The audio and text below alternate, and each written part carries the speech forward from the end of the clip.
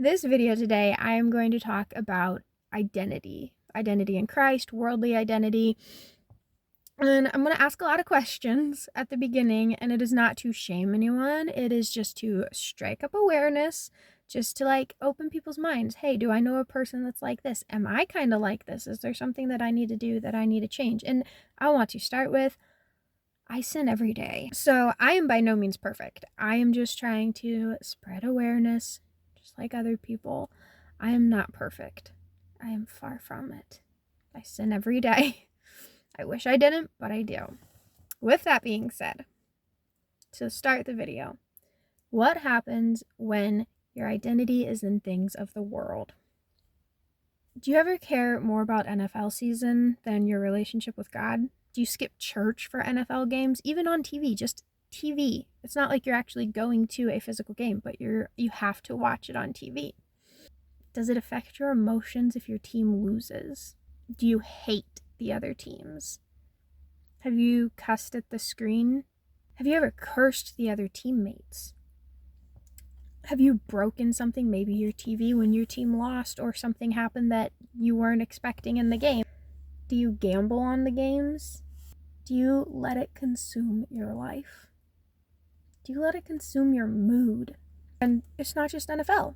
Do you care more about your politics than your relationship with God? Have you let your politics consume your emotions and it causes you to sin against the Lord?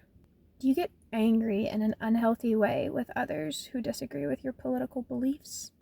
Do you belittle people who are ignorant with different opinions than you? They might not be fully informed, but are you belittling them? Do you buy signs, spending your money on stuff for your home and vehicles to be plastered for the world to see, to bash the other political party? Do you ruin relationships of any kind over your political party? When I ask these questions, it is not to shame anyone. It is to correct. It is to just get people back on the path of God. The root problem is not liking a football team or having political views. It's not. It's very important to be involved in the politics and be aware of the evil deceit that's going on around our nation. For someone like me, I'm very anti-TV and movies, and I'm against social media. But that is for my own life. I really want to emphasize that is for my own personal life. I believe my life is happier and healthier away from the screens. There's less temptation and there's less deceit. I do think it's okay to watch sports and enjoy a football game, especially with friends and family. It's a way to have quality time with people. I would say maybe use the commercial breaks to slip in a little bit of God in there, a little conversation about God, but I am not anti-sports. The real problem is the behaviors we have. You are not where you need to be in your relationship with God when you act like a child, throwing tantrums and storming off, acting like a little monster because your team lost or someone disagreed with you politically. If you are a grown adult, acting out and throwing major fits of rage and giving the silent treatment and holding grudges against people, you are not where you need to be with God, especially if it's over stuff like a political party or an NFL game or anything. It's not in line with the fruits of the Spirit. In Galatians 5:22-23 it says, "But the fruit of the Spirit is love, joy, peace, forbearance, kindness, goodness, faithfulness, gentleness, and self-control. Against such things there is no law." Love is selfless, it's sacrificial, it's unconditional commitment to the well-being of others. Forbearance is the restraint of acting, for example, against someone who wronged you. Patience, being calm and composed under pressure. Peace is trusting God's promises and giving your worries over to God. Like it says in Philippians 4:6, "Do not be anxious about anything, but in every situation, with prayer and petition, with thanksgiving, present your requests to God." If you are devoted to God, you want God's will. You're intentional about what God wants. You feel wrong when you sin, and you're self-aware and sober-minded. And when I say sober-minded, I want people to be aware, depending on who you are, you might already know this, but sober-minded doesn't mean, oh, I can't have alcohol in my system. Yes, that is one thing of soberness, not having drugs or alcohol in your system, but just being alert all the time, being alert of what's going on around you. If you're scrolling on your phone all day, that is not sober-minded, because you're more concerned about the videos you're looking at that have nothing to do with your will for God. And we are called to always be alert, because we don't know what hour God is going to come back. We don't know what hour Jesus is going to return. So what happens when your identity is with the world instead of with Christ? The first thing I want to talk about is sin happens. When you identify with the world, you live to please the world instead of the one who created you. Sin always leads to death. Salvation leads to everlasting life that is promised to us by God. So for example, your friend Julie wants to go partying every single weekend and getting drunk, but deep down you're like, I know this is wrong, I don't want to do it, but I'm so worried. Like, what will the friend group say if I tell her I don't want to hang out anymore? What if I start to get distant? She's going to hate me. She's not going to ask me to hang out any other time. I mean, you could also be in the position where you're dating someone, and I've seen it on both sides. I've seen it with men and with women. But you could be dating someone and you're trying to wait till marriage and they don't want to wait. And you start to think like, well, if I wait, then they're going to leave me, or worse, they're going to cheat on me if I don't put out. And to that I say, let them. There is a wonderful book from Mel Robinson about the let them theory. I strongly recommend that book. Let them. You cannot control others. The more you try to, the more miserable you will become, because you will fail. You cannot control anyone else in this world. This brings me to my second point. War happens. Now, what do I mean by war? I'm talking about all kinds of war. You have civil war, you have worldly war, you have spiritual war, and you have a house divided against itself. Matthew 12:22-28 talks about Jesus was casting out the demons, and they claimed that he was a demon casting out demons. And Jesus explained that a kingdom, a city, or a house divided against itself will not stand. If Satan is casting out demons, he is divided against himself. It cannot stand when it is divided against itself. It will fail. That is why Democrats and Republicans, they are so divided in hate, because we don't let people have opinions. We don't try to talk it out and find a compromise. It's your way or the highway. We are such a divided nation now.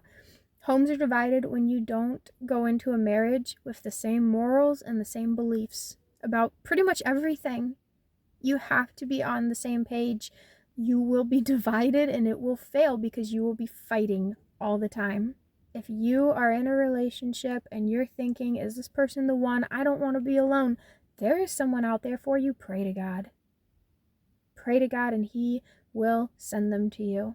I'm putting my trust into God that if I am meant to be with someone, he will send me the right person for me, not someone that I'm going to be divided against. We are not to be unequally yoked in our relationships, because it causes division. A house divided against itself will fall. And my third one, it causes brokenness. I feel broken and lost.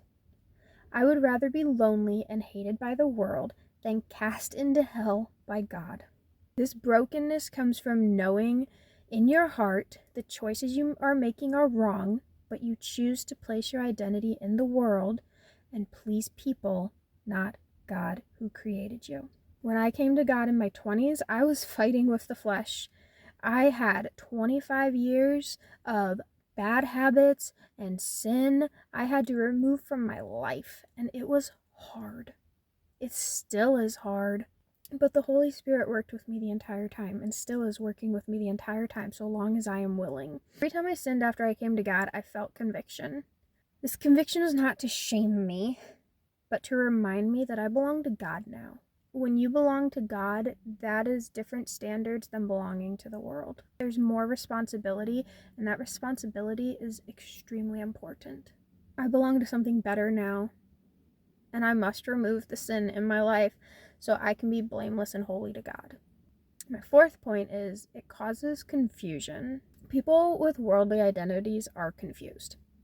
In Genesis 1:27, God created man and woman. If you claim to be something you are not, you are confused. The left says it themselves. There is a crisis identity. They're confused. They're just confused. That is what the left says. You're confused. The right says, no, you're crazy. You don't have God. The left says, you are confused. They're just confused. Well, to that, biblically, not picking political sides, I say in 1 Corinthians 14:33, God is not a God of confusion, but a God of peace. Even in everyday sin, you start to become confused and think of loopholes and different ways to try convincing yourself that your sin is justified. And I gotta tell you right now, it'll never work. I'm telling that to myself right now. Everything I am saying to this camera, I am saying to myself. It does not work. God is very clear about what right and wrong is. But if we try to identify with the world, in 2 Corinthians 4:4, it says, the God of this age has clouded the minds of unbelievers, referring to Satan. He will come and he will cause confusion all over the world. If you open that door, he will confuse you. If you're like, is it okay for me to live with my partner, even if we're not doing anything inappropriate before marriage? You are causing temptation. You are opening a door to the possibility of going against God. And this is just some examples of Satan confusing us. Genesis 3:1. Did God really say? Did he really say that? Genesis 3:4. You will not certainly die.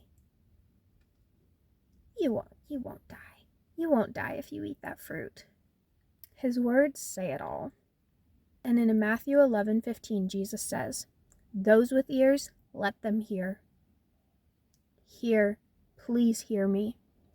Satan is planting the doubt and confusion in your heart and in your mind. God clearly says, do not eat the fruit from the tree. He clearly says it. He clearly says not to do so. And Satan is the one that comes in and twists his words and plants the confusion and doubt. Did God really say that? You won't die. You're not gonna die. Did he mean that when he said that? Like, yes, he did. We have generation after generation after generation that shows it. We are filled in a world full of sin, confusion, and it is, it's scary. Those who have ears, let them hear.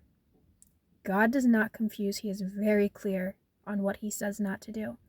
Satan is the one who comes in, twists the story around, and tries to convince you so that you will go against God. And number 5, a loss of self-seeking to please the world. I'm going to make this one pretty short. In James 1:14-15, but each person is tempted when they are dragged away by their own evil desires and enticed. Then after the desire is conceived, it gives birth to sin. And sin, when it is full grown, gives birth to death. When you live for the world, you are not the person that God has called you to be. God created you, and at any moment, he can do away with you. He does not have to have you here. Or in my opinion, something worse can happen. God can use you for his plan in the way that he ended up using Pharaoh, because Pharaoh hardened his heart, so God finally hardened his heart for him. God can use you for the bad. God can use you to make a point. And you don't want to be on that side. You do not want to be an enemy to God. Please hear me. You do not want to be enemies with your Creator. You don't. It is true, he is merciful. And he is grace-giving. He gives grace to those who believe in him and do his will. But it is also true that those who reject God will be in hell for eternity. People can joke all they want. Oh, hell's not that bad. It's just a hot sauna. That is a lie from the devil. Hell is not run by Satan. Everyone in hell will be suffering permanently. Just read how hell is talked about in the Bible. It is not ran by Satan and all these evil people are running around. No. You're suffering. You're in pain and suffering permanently. I don't want that for anybody. I don't. So I really say, please hear me. Please hear the words that God is speaking through me. Do not be a fool to the messages that people tell you throughout your life. When people preach to you about God, and then you get annoyed and you huff and you walk away, let it sit with you. Just think about it. They are trying to help save you from eternal hell. And if you reject God, you will have eternal hell. You will be an enemy to God. We get an average of maybe 80 years on this earth living. 80 years of earth, 80 years on this earth living to please our flesh instead of pleasing God is nothing of worth when you compare it to the consequences of eternal hell. An eternity of suffering. It is true. You will reap what you sow. So reap a good harvest, sow a good crop. Spread good news. Do not be evil. Do not live for your selfish desires. Again, the fruit of the Spirit, love is selfless, not selfish. Love is patient and it is kind. It does not boast. It does not envy. This life is short, but use the time you have to please the one who created you, who can give you everlasting life and peace. Everlasting life and peace, where it says in Revelations 21:4, He will wipe every tear from their eyes. There will be no more death, no more mourning, no more crying or pain. I don't know about you, but I know what side I'm aiming for. I've spent a lot of my time in pain, crying, mourning the loss of people that I've loved, and that promise that that can all be gone and I can have everlasting peace is way better than everlasting torture of suffering, pain, sorrow. I read that and it hits me hard because I am one. I cry so much. I'm in pain so much. It saddens me. I have compassion and mercy for people, and I see how hardened people's hearts are, how they don't want to believe in God. They think, well, this is easier. I need to do a whole video about the comfort crisis, and maybe that'll be my next one that I do, is of Michael Easter's book, The Comfort Crisis. And obviously I'm going to apply it more to the Bible than the way that he does, but it is a very good book, Michael Easter's The Comfort Crisis. And I think that will be the next video that I do, is talking about the dangers of being comfortable. But like I said, I don't know about you, but I do know what side I'm aiming for. It's just something to think about. It's just something to think about. And as you think about it, I just hope you have a beautiful, blessed day, a beautiful, blessed week, and a beautiful, blessed life. Godspeed.